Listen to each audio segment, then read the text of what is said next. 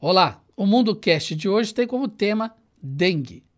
E o nosso convidado é o professor Sinésio da Unifal-MG, ele que é professor de Epidemiologia e Saúde Coletiva. Vamos falar um pouquinho sobre essa questão que vem assolando todo o país. Professor Sinésio, muito obrigado por ter aceito o nosso convite. Eu que agradeço, sempre à disposição. Professor, semana passada, Minas Gerais decretou estado de emergência em saúde por questão da dengue. E essa semana temos aí Acre, Goiás, Distrito Federal e agora a cidade do Rio de Janeiro. Essa questão da dengue, que está no país há, vamos dizer assim, há muitos anos, por que ocorre isso?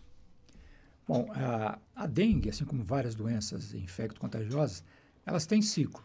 Então, no Brasil, em Minas Gerais também dá para ver bem isso, são ciclos de 3 em 3 anos. A gente começou a observar melhor desde 2010, 2013, 16, 19, daria o ciclo último aí em 22, mas 22 foi ainda um ano de pandemia. Sim. Só que 23 já se caracterizou como um dos piores anos.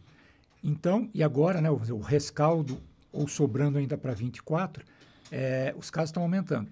Além disso, né, é quase que um chavão dizer, mas é importante lembrar, com a questão de aquecimento global, esse fenômeno do Neo Ninho, que já acontecia, mas associado a, né, muito calor, muita chuva, isso, de fato, associado ainda à pandemia, que fez com que a população, as autoridades de saúde tivessem a prioridade da pandemia e, vamos dizer assim, deixou um pouco aquela cultura da vigilância sobre o vetor, o mosquito e os criadouros, né?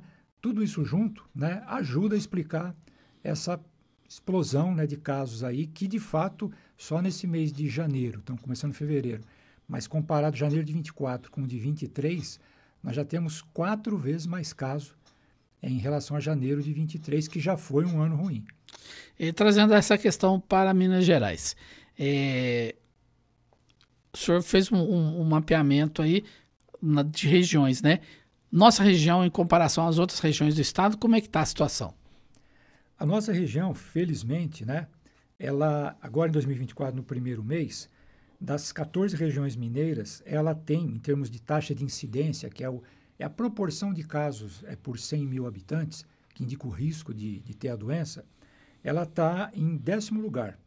Um pouquinho melhor que ela, a gente tem Triângulo Sul, Leste, Leste do Sul e Nordeste. E o carro-chefe podemos até dizer, né, por um critério técnico epidemiológico, da epidemia em Minas Gerais, está sendo a região Centro, a Oeste, Jequitinhonha e Centro-Sul. A nossa região Sul, ela chega a ter 4 vezes menos do número de casos por habitante, ainda, né, precisamos sempre estar alerta, em relação a essas outras regiões. Então, isso a gente fica feliz por um lado, mas por outro também não podemos, né, pegar o troféu do já ganhou e relaxar com a vigilância. Essa questão cultural, né, que sempre, eu me lembro desde quando eu era criança na escola, sempre vem todo ano falando, vamos cuidar, não deixar pneus, vasilhas, nada. Essa questão cultural, as pessoas têm relaxado nessa questão de não deixar ter os locais propícios para a procriação do mosquito? Existe essa dificuldade, né, de a gente introjetar enquanto população essa responsabilidade, né? De novo, com a pandemia, que o número de casos de dengue baixou muito, porque a circulação de pessoas, que afinal, né, o mosquito pica a pessoa contaminada e leva para outra pessoa. Então é bom a gente ter claro que nós humanos é que somos a fonte, o reservatório do vírus que contamina o mosquito. Ele é o chamado vetor.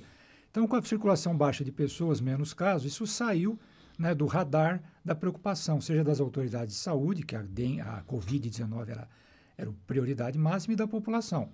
E também é esse fenômeno, né, se usar uma palavra importante, assim, cultural, que nós temos aí enquanto ser humano, né? A gente tem uma preocupação com o imediato. Então, poxa, eu vou ficar olhando com esse rigor, procurando mosquito em casa e tal. Tá, mas se você não fizer isso, o que acontece? Ah, você pode ter dengue. É nesse você pode ter alguma coisa que você não tem. A economia comportamental, né, ensina que é difícil a gente trocar um prazer imediato. Eu não vou ficar preocupado em ter muita preocupação com um benefício futuro, né?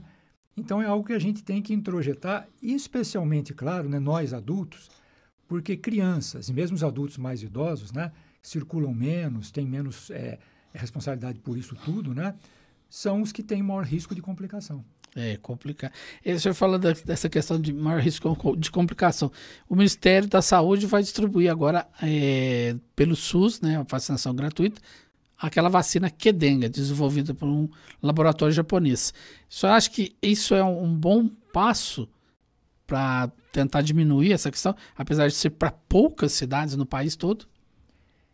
Ele é o primeiro passo, é o começo da caminhada aí, porque até então, e é importante até dizer para as pessoas ficarem tranquilas em relação à vacina, né, porque há muita polêmica, às vezes informação enviesada ou literalmente falsa, é uma vacina que já, essa Qdenga, que ficou 4 anos e meio sob estudo.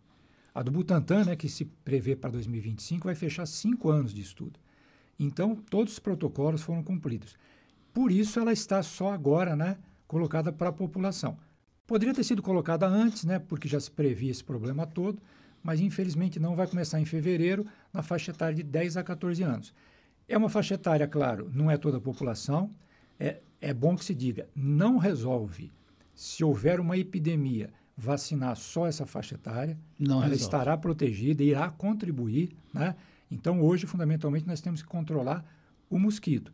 Mas você usou o termo aí, um passo. É um passo que começa a ser dado. E é uma vacina que tem uma eficácia muito boa. Ela chega a evitar, no primeiro ano, 80% de casos sintomáticos, 90% de internações.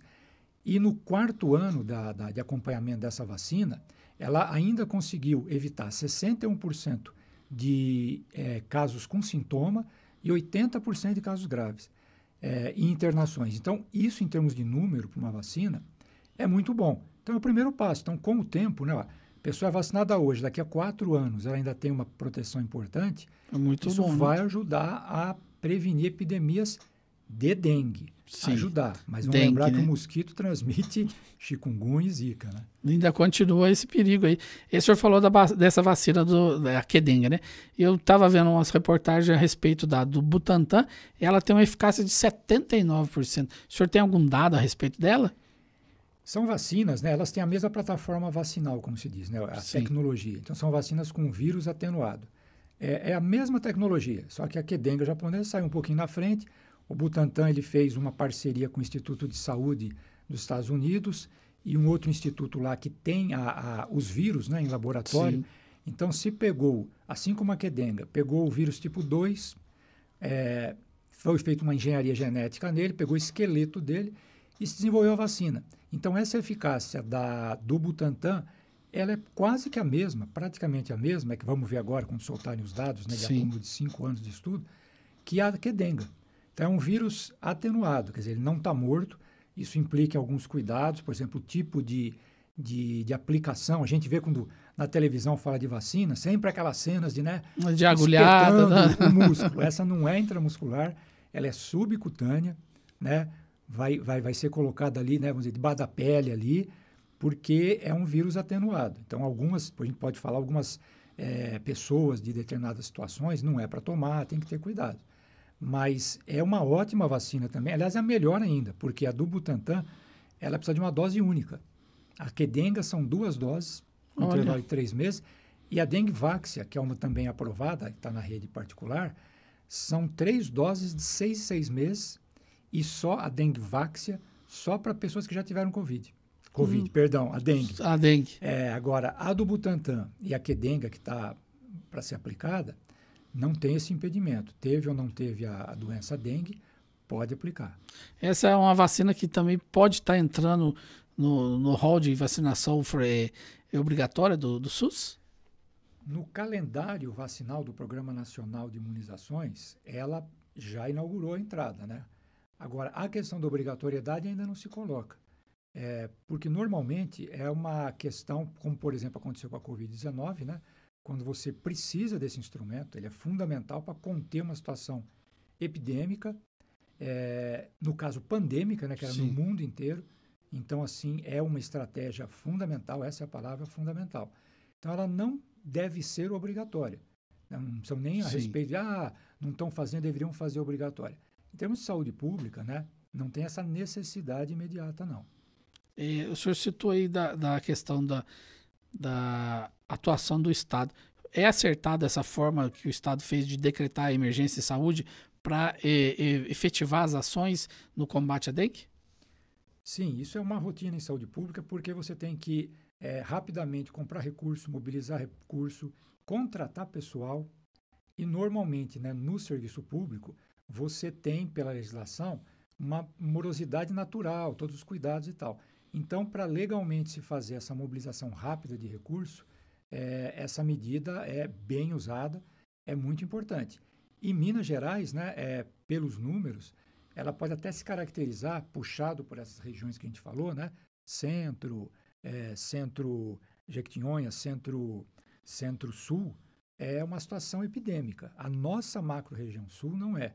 Mas se pegar o que está acontecendo nessas regiões mais centrais e colocar assim como retrato de Minas, tecnicamente, né, pode se chamar de situação epidêmica. E aqui. Só uma pausinha Sim, técnica. sim. Eu vou pedir para você ou afastar um pouquinho o microfone, porque eu estou ouvindo a sua respiração. Ah, tá. Beleza, falar mais longe. Isso. Pode continuar. Obrigado.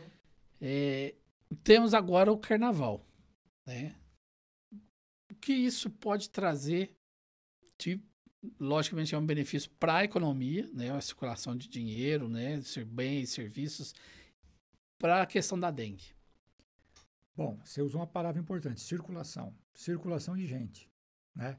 Então, lembrando, né, que nós humanos, né, que podemos contagiar um mosquito que nos pique e ele levar para outros humanos, como vai haver, pela situação do carnaval, né, do turismo associado a ele, essa circulação de pessoas, isso favorece com que uma pessoa, por exemplo, regiões, mesmo de Minas Gerais, regiões centrais de Minas Gerais que tem, por habitante, mais gente contagiada. Então, a pessoa dessa é bom que se diga assintomática, ela pode, antes do início da febre, ela pode transmitir para o mosquito e o mosquito transmitir para alguém. Então, ajuda a distribuir esse vírus pelo território. E o próprio descuido, né? Não é nenhum juízo moral, mas é natural. As pessoas vão estar em clima de festa. Então, você vai para N lugares e a última coisa que você vai estar preocupado é de olhar mosquito. Né? Então, isso tudo associado pode sim aumentar o risco, mas o conceito é ajudar a distribuir o vírus pelo território. Então a pessoa, apesar de tudo, tá na festa, tem que tomar cuidado. Tem a questão do mosquito, né? Que a gente ainda tem no ambiente, a gente tem o pernilongo e tem o mosquito da dengue, né? Qual que é a diferença entre um e outro? Bom, aliás, o cuidado, que você falou a palavra cuidado.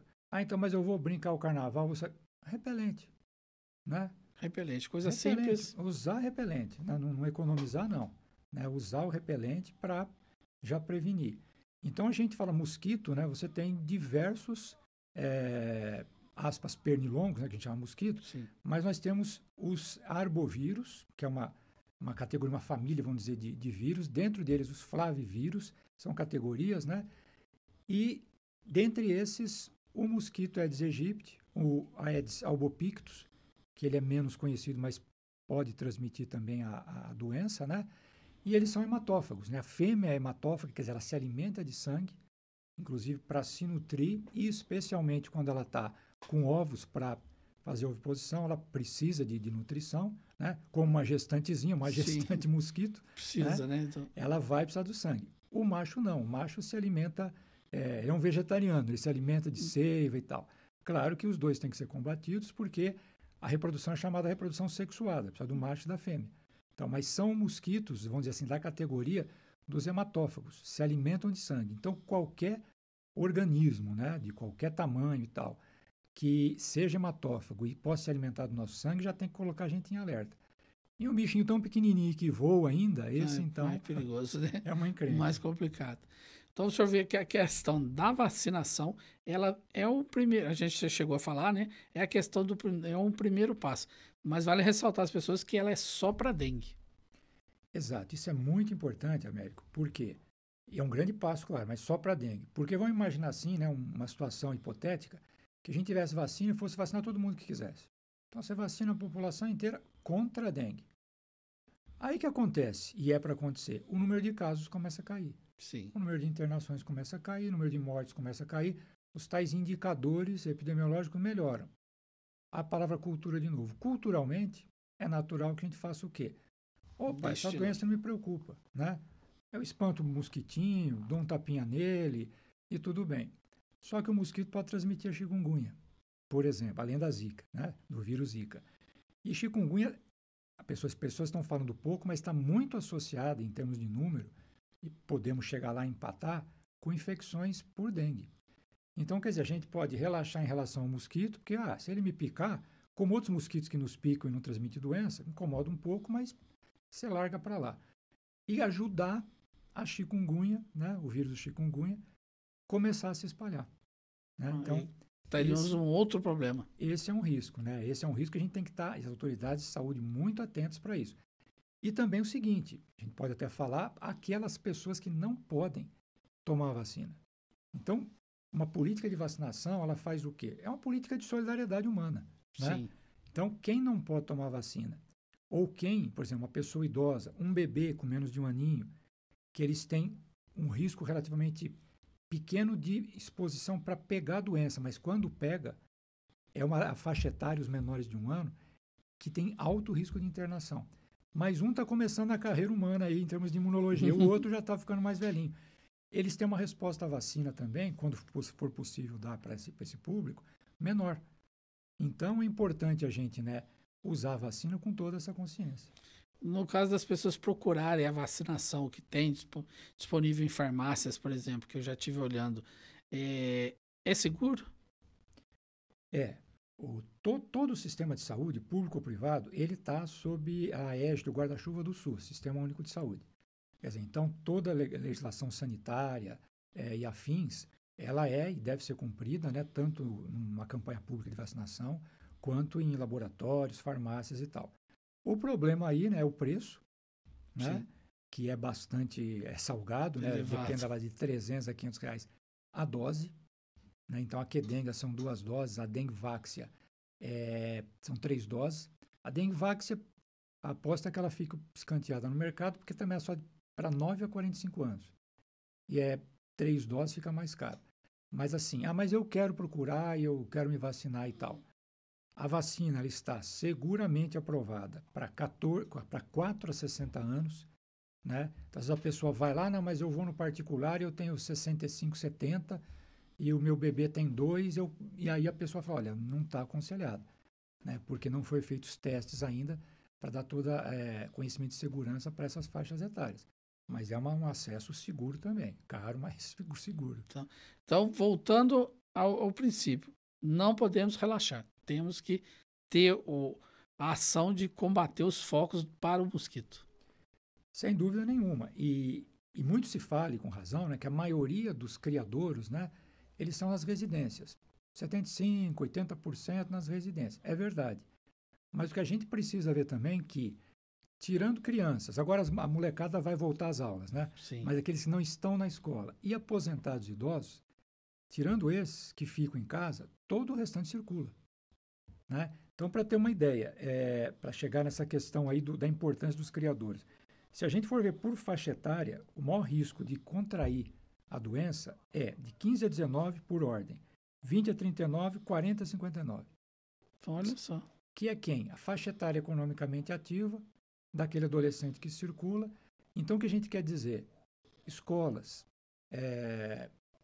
fábricas, escritórios, qualquer ambiente coletivo, hospitais, vamos pensar.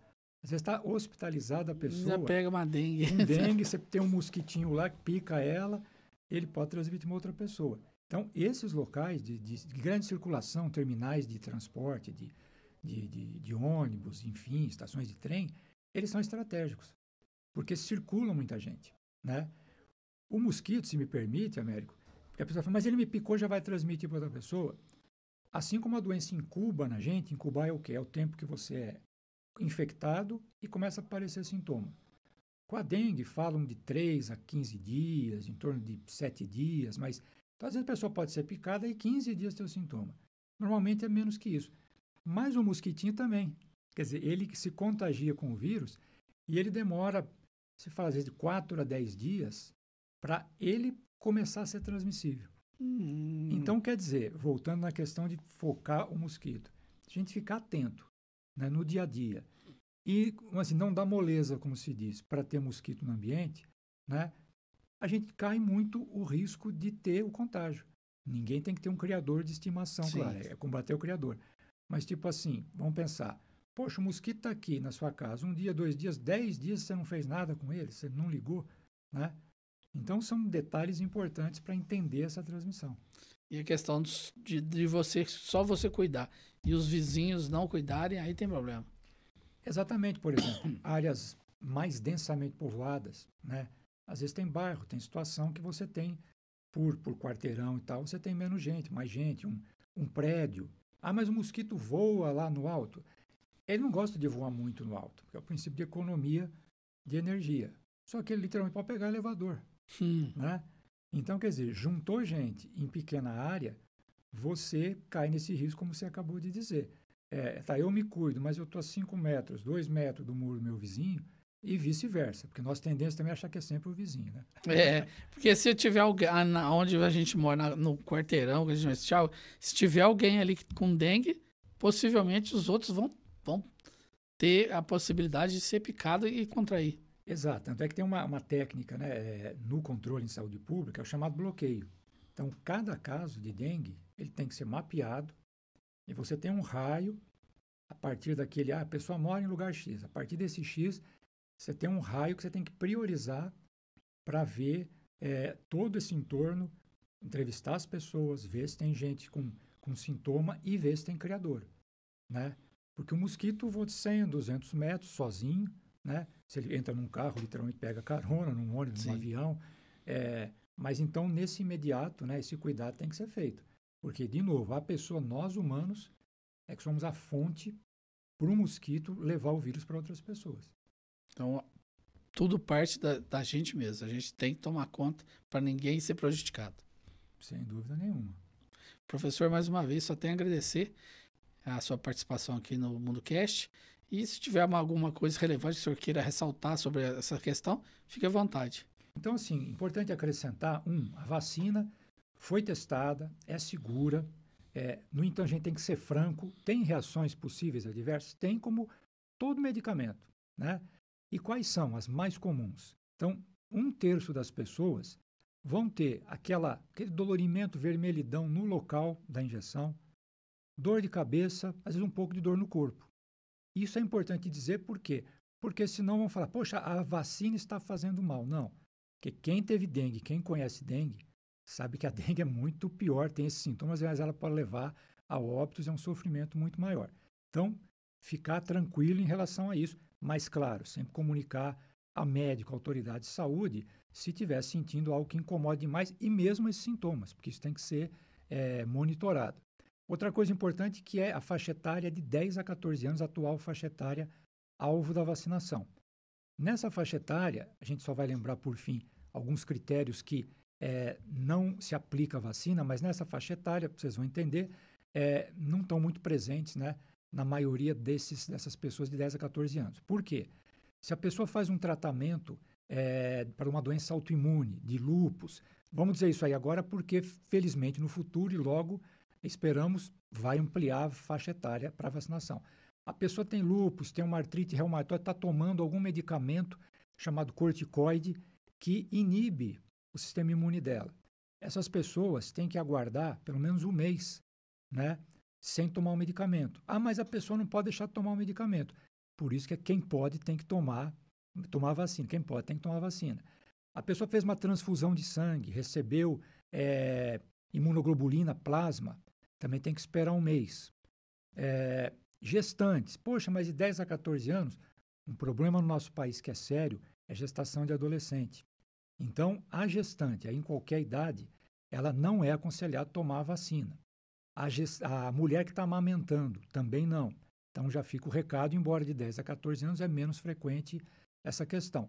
E a pessoa que toma uma vacina como essa contra a dengue, a mulher, evitar, às vezes não dá para evitar, mas evitar a gravidez no primeiro mês. No mais, a vacina é um instrumento de saúde pública importante, ele traz mais benefícios do que deixar a população sem vacinação, e as autoridades de saúde, o trabalho da imprensa é fundamental, está aí informando e, por favor, as pessoas filtrem as informações, procurem se informar com qualidade, né? E com tranquilidade. Ok. E o MundoCast de hoje fica por aqui, mas você pode participar através das nossas redes sociais. Mundo Music 103.9 no Instagram, Mundo Music 103.9 no TikTok e Mundo Music FM 103.9 no YouTube. Curta, compartilhe. Até o próximo programa.